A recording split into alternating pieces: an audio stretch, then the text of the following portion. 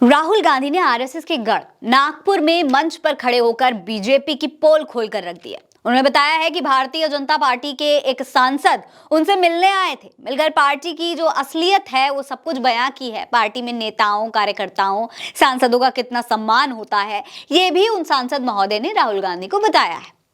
नमस्कार दोस्तों, ये खबर आप उल्टा चश्मा यूसी पर देख रहे हैं। दोस्तों, कांग्रेस पार्टी ने अपने स्थापना दिवस के मौके पर आरएसएस के गढ़ कहे जाने वाले नागपुर में एक रैली का आयोजन किया था और यहां भी राहुल को सुनने के लिए पूरा जनसैलाब उमड़ा हुआ था। बड़े से ग्राउंड पर सारी सीटें, जितनी भी सीटें वहां पर लगी थी, सब भरी हुई दिखाई दे रही थी।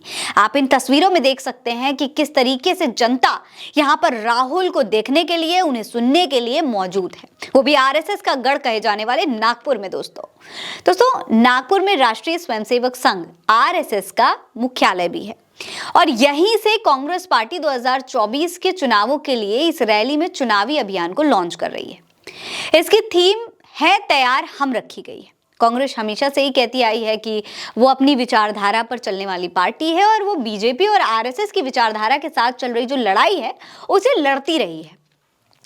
दोस्तों, नागपुर से बीजेपी को हराने के लिए कांग्रेस बदलाव का संदेश देना चाहती है। वैसे अगर देखा जाए तो पारंपरिक रूप से नागपुर और विदर्भ कांग्रेस का ही गढ़ रहा है।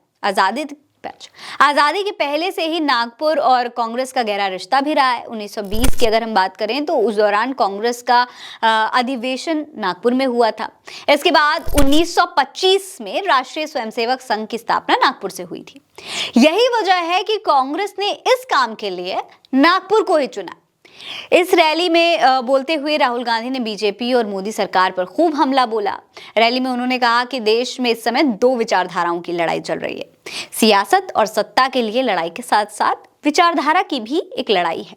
सुनिए क्या कह रहे हैं राहुल। विचारधारा की लड़ाई चल रही है। लोगों को लगता है कि राजनीतिक लड़ाई है, सत्ता की लड़ाई है, वो है, मगर इस लड़ाई की नींव जो है वो विचारधारा की। इस दौरान दोस्तों, राहुल गांधी ने यह भी कहा कि बीजेपी में राजाओं की तरह ऊपर से आदेश आते हैं जिसका पालन सभी को करना होता है। इस पर उन्होंने एक घटना का भी जिक्र करते हुए बताया है कि कुछ दिन पहले बीजेपी के एक सांसद जो थे वो उनसे लोकसभा में मिले थे, जो कि पहले कांग्रेस में कभी हुआ करते थे। पार्टी उन्होंने छोड़ दी थी और फिर वो भाजपा में चले गए थे। वो राहुल से बात करना चाहते थे। उनके चेहरे पर काफी टेंशन दिखाई दे रही थी। जब राहुल ने उनसे पूछा कि भाई आप क्या बात करना चाहते हैं, आप तो बीजेपी में हैं, आप मुझसे क्या बात करना चाहते हैं, सब कुछ ठीक है? तो उन्होंने कहा कि बीजेपी में रहकर अब सहा नहीं जाता है, ऊपर से आदेश आता है और हमें उसका पालन करना पड़ता है। चाहे अच्छा लगे, चाहे बुरा लगे, चाहे सही लगे, चाहे गलत लगे, हमें उसका पालन करना ही पड़ता है। राहुल ने कहा कि जैसे पहले राजा ऑर्डर दिया करते थे, ऊपर से ऑर्डर आता था और उसका पालन सबको करना पड़ता था, चाहे अच्छा लगे या बुरा, आपकी चॉइस नहीं होती, आपको पालन करना ही है। उनकी विचारधारा यानी कि भारतीय जनता पार्टी की विचारधारा भी बिल्कुल राजाओं की तरह है, किसी की नहीं सुनते, सिर्फ ऑर्डर देते हैं। आपको ऑर्डर का पालन करना पड़ता है। कांग्रेस पार्टी में आवाज नीचे से आती है। हमारा छोटे से छोटा कार्यकर्ता अपने किसी भी नेता को टोक सकता है, ये राहुल गांधी का कहना है। सुनिए। कहता है राहुल जी, गुलामी चलती, जो ऊपर कहा जाता है वो बिना सोचे समझे करना पड़ता है। हमारी कोई सुनता नहीं, ऊपर से ऑर्डर आता है, मतलब जैसे पहले राजा ऑर्डर देते थे, ऊपर से ऑर्डर आता है और उसका पालन करना पड़ता है। अच्छा लगे ना लगे, चॉइस नहीं होती। हालांकि वो सांसद कौन है इसका जिक्र राहुल ने अपनी पूरे भाषण में कहीं पर भी नहीं किया है, उनका नाम नहीं बताया गया है। लेकिन सांसद का कहना था कि मैं भले ही बीजेपी में हूं लेकिन मेरा दिल कांग्रेस में है।